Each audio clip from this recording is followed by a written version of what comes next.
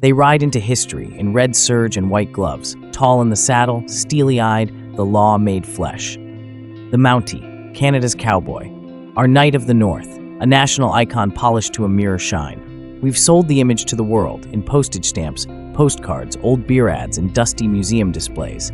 The scarlet tunic, the flat-brimmed Stetson, the horse's rhythmic trot echoing across the prairies like a heartbeat of order. He's the Canadian hero, loyal, fair, brave. But symbols lie. The truth?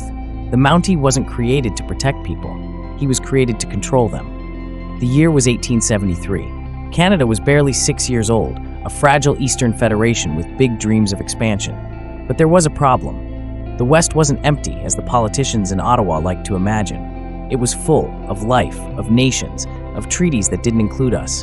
The Cree, the Assiniboine, the Blackfoot, the Métis. They lived here. They governed here. And they weren't just going to roll over for a railway. So Ottawa formed the Northwest Mounted Police, later renamed the RCMP, and sent 300 men west in 1874 on a mission called the March West. It wasn't a noble journey, it was an invasion, a deliberate plan to assert sovereignty, crush resistance, and prepare the land for white settlement. Their orders were clear: bring peace, order, and good government. But what that really meant was break the Indigenous hold on the land, suppress the buffalo hunt, undermine Indigenous leadership, enforce new laws, Ottawa's laws, on people who never consented to them. They wore red coats so they wouldn't be mistaken for American cavalry.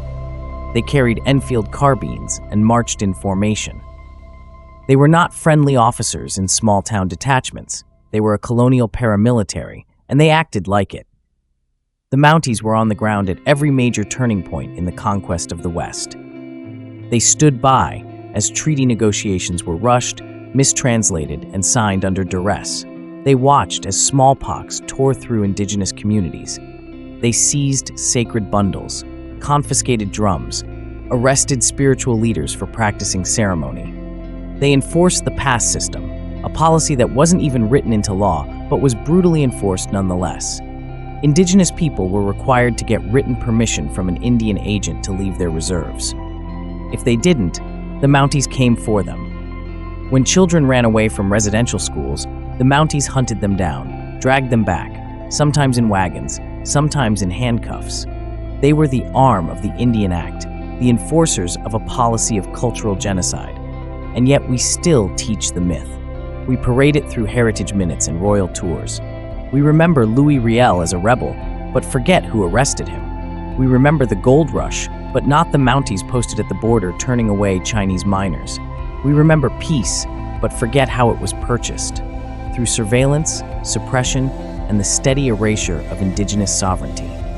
In the 20th century, the RCMP reinvented itself, again and again. They tracked communists during the Cold War. They spied on civil rights leaders. They infiltrated unions, Indigenous groups, feminist movements, Quebec separatists. They kept a secret file on Tommy Douglas, father of Medicare, for over 30 years. And when the October crisis hit in 1970, it wasn't the army who planted bombs. It was the RCMP, illegally, without warrant or oversight. They burned barns, stole documents, falsified evidence, in the name of national security.